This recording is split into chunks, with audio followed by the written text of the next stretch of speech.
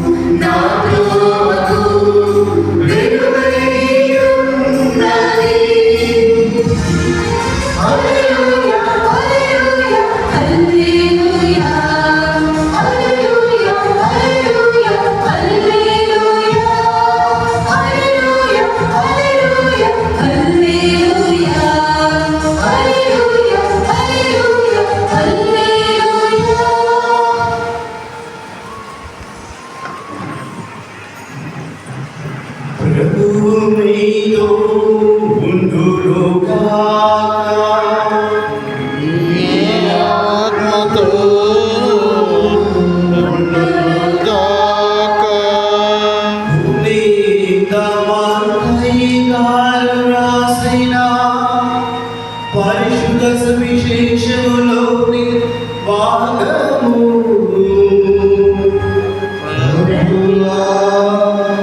నీకు మహిమ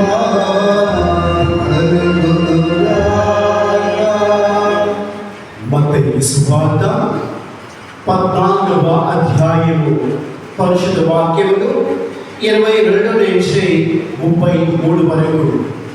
మత్తయి సువార్త 14వ అధ్యాయము పరిశుద్ధ వాక్యములు 22 నుంచి 33 వరకు.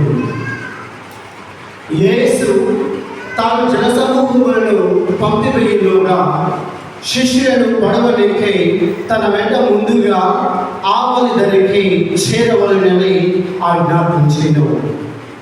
ఆ జనసమూహములను పంపివేసిన పిమ్మట యేసు ప్రార్థించుకొనకై ఏకాంతముగా కొండ మీదకి వెళ్ళెను. సాయం సమయం వరకు ఆయన ఏకాంతముగా అచ్చటనే ఉండెను. ఇంతలో గాలి ప్రతికూలముగా వీచడం వలన పడవ అలలలో కొట్టుకుని చాలా దూరము పోయేను. వేకువజామున యేసు నీటిపై నడుచు వారి వద్దకు వచ్చెను. అది చూసిన శిష్యులు భ్రాంతులై ఇది భూతము అని కేకలు వేసింది. వెంటనే యేసు వారితో, భయపడకుడు, ధైర్యము వహింపుము, నేనే కదా అని పలికెను. పేతురు వద్దట, ప్రభు, నిజముగా నీవే అయినా నీటి మీద నడిచి నీ యొద్దకు వచ్చేటప్పుడు నాకు ఆజ్ఞలు ఇమ్ము అని అడిగాడు. ఆయన రమ్మనగానే పేతురు ఆ పడవ దిగి నీటిపై నడిచి ఆయన వద్దకు వచ్చి ఉండెను. కానీ ఆ పెనుగాలికి భయపడెను. నీటిలో మునిగిపోవచ్చు. ప్రభు, నన్ను రక్షించమని కేకలు వేయసాగాను. వెంటనే ప్రభువు చేయి చాచి పట్టుకుని, అల్ప విశ్వాసి, నీవేలా సందేశించితివి అనెను. అంతటి వారు పడవను ఎక్కగా గాలి అణిగిపోయేను. పడవలో ఉన్న శిష్యులు, నీవు నిజముగా దేవుని కుమారుడు అని పలికి ఆయనను ఆరాధించింది. ఇది క్రీస్తుని సువిశేషము. మీకు స్తుతి కలుగునుగాక. క్రీస్తునాథుని యందు మిక్కిలిగా ప్రేమించబడుతున్నటువంటి ప్రియమైన సహోదరి సహోదరులారా, మరి మనందరం కూడా ఒక నిమిషం పాటు దేవుడు నేటి వరకు కూడా మన కుటుంబములలో వ్యక్తిగతముగా మనలో ఆయన చేసినటువంటి సకల మేలుకు గాను, సకల అనేక విధమైనటువంటి అద్భుతములకు గాను ఆ దేవాది దేవునికి మనందరూ కూడా కృతజ్ఞతాస్తుతులు తెలియపరుస్తూ ఆ దేవాది దేవుని స్తుతి స్తోత్రాలతో కనపరుచుకుందాము. Praise the Lord, praise the Lord, praise the Lord, praise the Lord, praise the Lord. యేసువా వందనం, యేసువా స్తోత్రం, యేసువా మహిమ, యేసువా ఘనత. Praise the Lord, praise the Lord, praise the Lord, praise the Lord, praise the Lord, praise the Lord.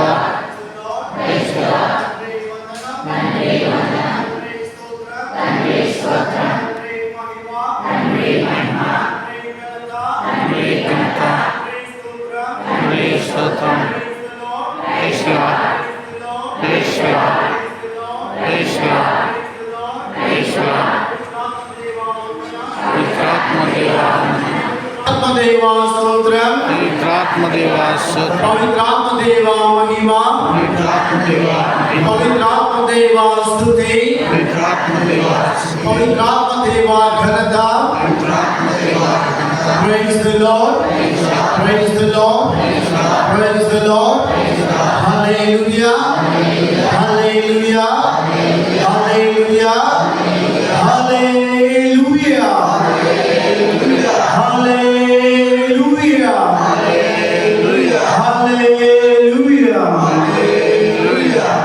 మరి ఈనాటి మొదటి పట్టణం ద్వారా ఏలియా ప్రవక్త ప్రభువు ఇక్కడ కనపడతాడు, అక్కడ కనపడతాడు, అగ్నిలో కనపడతాడు అని అనేకమైనటువంటి చోట్ల ఆయన వెతుకుతూ ఈ విధంగా పాట రూపంలో మనకి పొందపరుచుకున్నది ప్రియమైనటువంటి సహోదరి సహోదరులారా.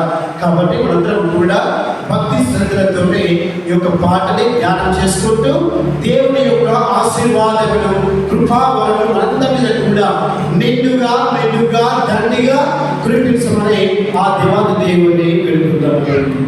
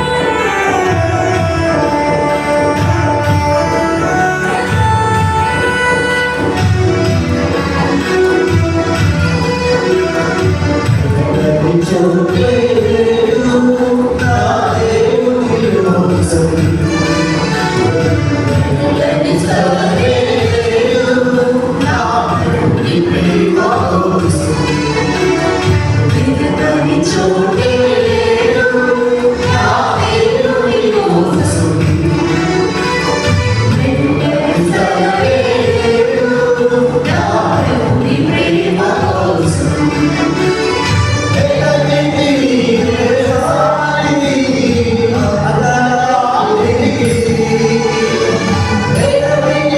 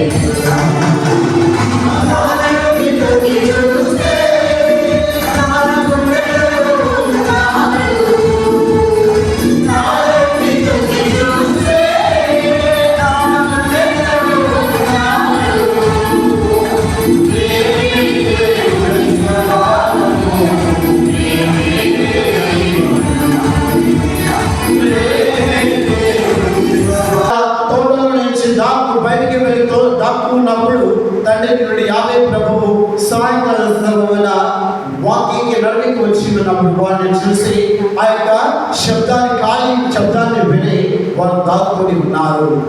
అప్పుడు అడుగుతున్నారు, మీరు ఎక్కడ ఉన్నారు అని అడుగుతున్నారు. అదే వాక్యాన్ని ఈనాడు ఎలీషా ప్రవక్తని అడుగుతున్నటువంటి సహోదరులారా, మరి ప్రాచీన కాలంలో దేవుని యొక్క ప్రత్యక్షతకు అనేకమైనటువంటి విధాలుగా గొప్ప గొప్ప సంకేతాలు కనిపించేవి. అందులో ముఖ్యంగా చూసినట్లయితే గాలి, భూకంపము, అగ్ని వంటివి ఎన్నో వినాశకరమైనటువంటి ప్రదర్శనలు ఉంటూ ఉండేవి అని వారు నమ్ముతుండేవారు.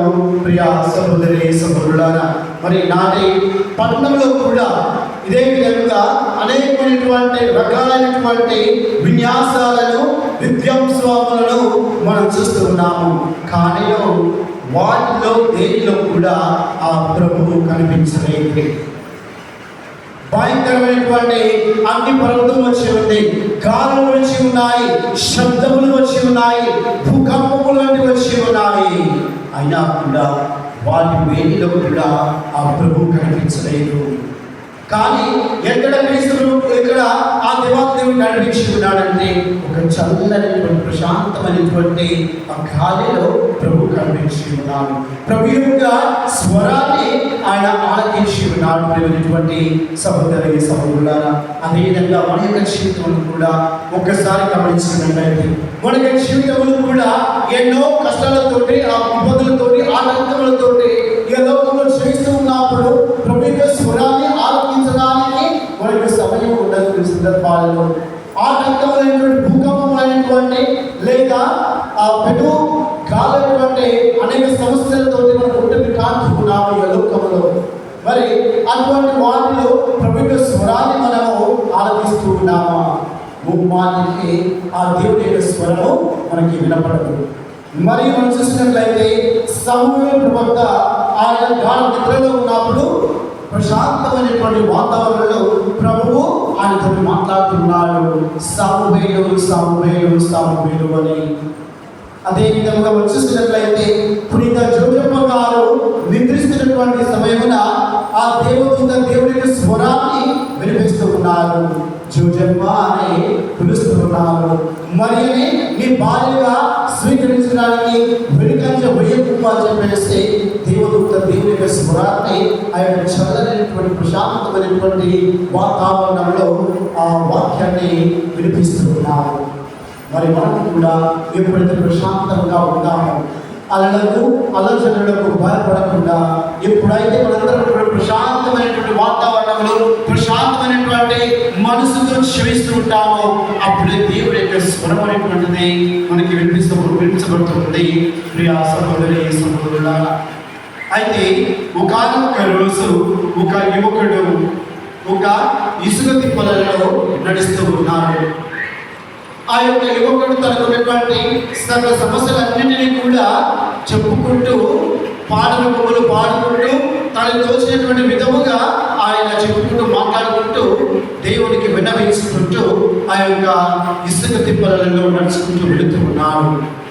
ఆ సమయంలో దేవుడు కనిపించి ఈ విధంగా పలుకుతున్నాడు, నాయనా నేను నీ యొక్క కష్ట సమయాలలో నీకు తోడుగా ఉన్నాను అని పలుకుతూ ఆ క్రీస్తు భగవానుడు తనతో పాటు నడుస్తున్నప్పుడు 4 కాళ్ళు నడుస్తూ కనపడుతున్నాయి. మరి ఎప్పుడైతే ప్రభుత్వం మాట్లాడుతున్నాడో, ప్రభుత్వం మాట్లాడుతున్నంత వరకు కూడా ప్రభు వాడుతూ ఉన్నాడు. మరి ఎప్పుడైతే తన కష్టాలను ప్రభువు చెప్పుకుంటూ ఉన్నాడో అక్కడ 2 కాళ్ళు మాత్రమే కనపడుతున్నాయి, 2 అడుగులు మాత్రమే కనపడుతున్నాయి. అప్పుడు ఈ యువకుడు అడుగుతూ ఉన్నాడు, ప్రభు నా కష్ట సమయాలలో ఉన్నప్పుడు, నేను ఆపదలో ఉన్నప్పుడు నీవు ఎక్కడ ఉన్నావు? నా సమస్యల గురించి నీకు విన్నవించుకుంటున్నప్పుడు నీవు ఏమైపోయావు అని అడుగుతూ ఉన్నాడు, ప్రశ్నిస్తూ ఉన్నాడు. ఆ యొక్క ప్రశ్నలో ప్రభు అని ప్రకటిస్తున్నాడు, ప్రభుతున్నాడు, నాయన నీవు కాదు విడిచేది, నేను నిన్ను ఎత్తుకొని నీ యొక్క సమస్యలన్నింటినీ కూడా నా యొక్క భుజం మీద ఎత్తుకొని నడుస్తూ ఉన్నాను అని చెప్పేసి పలుకుతున్నాడు. సహోదరి సహోదరులారా, మరి మనం కష్ట సమయాల్లో ఉన్నప్పుడు, ఆపదలో ఉన్నప్పుడు మనము వినిపిస్తున్నటువంటి ప్రతి విన్నపము ఏదైనా కూడా ఆ దివాకు దేవుడు ఆలకిస్తూ మనకి సమస్యలన్నింటినీ కూడా ఆయన భుజం మీద మోసుకుంటూ మన యొక్క జీవితంలో వారు నడుస్తూ ఉంటున్నటువంటి సహోదరి సహోదరులారా, మరి ఇలాంటి సృష్టి వాక్యాన్ని మనం గమనించినట్లయితే సృష్టి వాక్యంలో ఒక వ్యక్తి యొక్క ప్రత్యేకమైనటువంటి సుగుణాలను మనము గమనించవచ్చు. పేతురు వారిలో ఉన్నటువంటి సుగుణాలు, వారిలో ఉన్నటువంటి క్వాలిటీస్ ఏంటి అంటే ఆలోచించకుండా వెంటనే మాట్లాడేటువంటి తత్వము, స్వభావం కలిగినటువంటి వ్యక్తి ఈ పేతురు వారు. మరి ఏ సందర్భాలలో పేతురు ఆలోచించకుండా మాట్లాడి ఉన్నారు? క్రీస్తు ప్రభు గెత్సేమనే తోటలో ప్రార్థన చేసి ఉండగా ఆయన ఏం చేస్తున్నాడు? నిద్రిస్తూ ఉన్నాడు.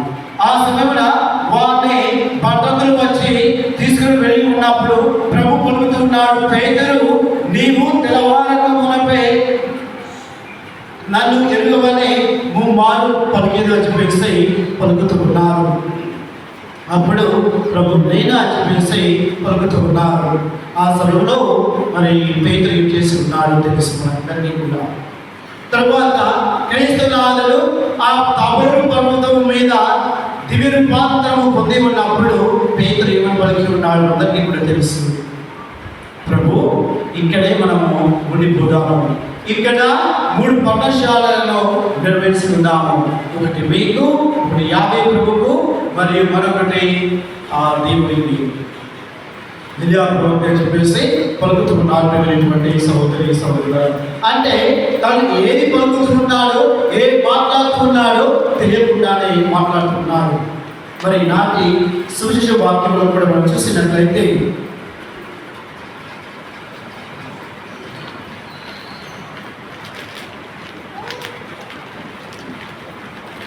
ఈనాటి సువిశేష వాక్యంలో కూడా ఈ అపోస్తలులందరూ కూడా పడవలో గాలికి, తుఫానుకి వారందరూ కూడా భయభ్రాంతులై ఉన్నారు. ఆ సమయమున ప్రభువుని చూడగానే ఏమనుకుంటున్నారు? వీళ్ళు భూతము పెనుభూతము అనుకుంటున్నారు. కానీ ప్రభు ఏమంటున్నాడు? ఇదిగో నిన్నే కదా అని పలుకుతున్నాడు. ప్రియమైనటువంటి సహోదరి సహోదరులారా, నిర్గమకాండము 3వ అధ్యాయము వాక్యం 14లో ఈ విధంగా తెలియపరుస్తున్నాడు. మోషే ప్రభు అనేటువంటి 50 అడుగుతూ ఉన్నాడు, నేను ఉన్నవాడను, నేనే అని చెప్పేసి తెలియపరుస్తున్నాడు. ప్రియమైనటువంటి సహోదరి సహోదరులారా, మరి అయితే ఈ పేతురు ఏమంటున్నాడు? ప్రభువా, నిజముగా నీవే అయితే ఈ యొక్క నీతి మీద నడవడానికి నాకు ఆజ్ఞ ఇమ్మని చెప్పేసి పలుకుతూ ఉన్నటువంటి సహోదరి సహోదరులారా, మరి ప్రభువు ఆజ్ఞించి వెంటనే ఆయన నీతి మీద నడుస్తూ ఉన్నాడు. కానీ అలగడ చూసి అదలైనటువంటి ఆ యొక్క ఆటంకులను చూసి ఆయన భయపడుతున్నాడు. నిజముగా ఆయన క్రీస్తేనా మీద చెప్పేసి మరొకసారి భయపడుతూ ఆ నీటిలో మురుగుతున్నాడు. అనేటువంటి సహోదరి సహోదరులారా, ఆజ్ఞాపన అనుసరించిన మాత్రమున మనకి శ్రమలను రానివ్వడం కాదు. ఆజ్ఞాపన అనుసరించిన మాత్రమున శ్రమలు మనకు రావనే కాదు. దేవుని యొక్క అనుగ్రహము, దేవుని యొక్క ఆశీస్సులు, కృపావరములు మనతో ఉన్నంత వరకు కూడా, మనము ఆయనతో ఉన్నంత వరకు కూడా మనకి ఎల్లప్పుడూ కూడా సంతోషము, ఆనందము, సుఖము ఇవన్నీ కూడా ఉంటాయని మనం అనుకోవద్దు. మరి ఇలాంటి సువిశేష వాక్యంలో ఈ అపోస్తలులందరూ కూడా ప్రభు వారితో ఉన్నంత వరకు కూడా, లేనప్పుడు కూడా వారు ఎన్నో ఇబ్బందులు వారు కొట్టుమిట్టాడి ఉన్నారు. ప్రిత పౌలు గారు హెబ్రీయులకు రాసినటువంటి లేఖ 7వ అధ్యాయము వాక్యము 25లో ఈ విధంగా తెలియపరుస్తున్నాడు. మనము శ్రమలో ఉన్నప్పుడు మనల్ని ఆ దేవుడు మర్చిపోలేదు. తన కనులను ఎల్లప్పుడూ మన పైనే ఉంచి ఉన్నాడని చెప్పేసి హెబ్రీయుల పత్రిక 7వ అధ్యాయము వాక్యము 25లో విధంగా ఆశ్రయిస్తున్నాడు. మనం కష్టాల్లో ఉన్నా, ఆపదలో ఉన్నా, ఇబ్బందులు ఉన్నా ఆయన యొక్క చల్లనైనటువంటి, కఠినమైనటువంటి, దీవెనకరమైనటువంటి ఆ యొక్క చూపు, హస్తము మన మీద ఎల్లప్పుడూ కూడా ఉంటున్నది. కానీ కొంతమంది ఈ విధంగా అనుకుంటూ ఉంటారు ప్రియమైనటువంటి సహోదరి సహోదరులారా. కేవలము ఈ కష్టాలన్నీ కూడా నాకేనా, ఈ యొక్క ఇబ్బందులన్నీ నాకేనా, ఈ శ్రమలన్నీ కూడా నాకేనా అని చాలా మంది అనుకుంటూ ఉంటారు ప్రియమైనటువంటి సహోదరి సహోదరులారా. కానీ ఈ కష్టాలు, బాధలు, ఇబ్బందులన్నీ కూడా బహుకొద్ది కాలం మాత్రమే, బహుకొద్ది సమయం మాత్రమే. ఆ దేవాది దేవుడు మనల్ని కరుణించేటువంటి, మన మీద వారికి కనికరము కటాక్షం చూపించేటువంటి గడియలు అది త్వరలో రానున్నాయి ప్రియమైనటువంటి సహోదరి సహోదరులారా. మనల్ని మైలుకునే సమస్యలపై ఆయన నడుస్తూ ఉన్నారు. మనల్ని మైలు అనుకునేటువంటి సమస్యలపై ఆయన నడుస్తూ ఉంటున్నాడు. మనకి ఇదే సమస్య, నా సమస్యకి పరిష్కారం లేదు అనుకునేటువంటి వారితో ప్రభు నడుస్తూ ఉన్నాడు.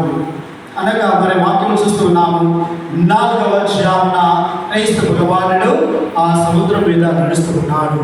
4వ అధ్యాయము అనగా ఇంచుమించు 3 గంటల నుంచి 6 గంటల వరకు ఆ యొక్క మధ్య సమయాన్ని 4వ అధ్యాయం అని మనం పిలుస్తూ ఉంటాము ప్రియమైనటువంటి సహోదరి సహోదరులారా. అయితే క్రీస్తు ప్రభు మనతో ఎల్లప్పుడూ కూడా మనతో ఉంటున్నారు. మన సమస్యలలో, మన యొక్క ఇబ్బందులలో, ఆటంకంలో ఆయన మనల్ని చెయ్యి విలువలు ప్రియమైనటువంటి సహోదరి సహోదరులారా. మత్తయి సువార్త 14వ అధ్యాయము వాక్యం 27లో ఈ విధంగా పలుకుతూ ఉన్నారు, దానిని తెలుసుకోనండి నేనే ఆయనని తెలియపరుస్తున్నాను. ఈ యొక్క ధైర్యం ఇచ్చేటువంటి వాక్యాన్ని మనందరికీ కూడా ఇస్తూ ఉన్నారు.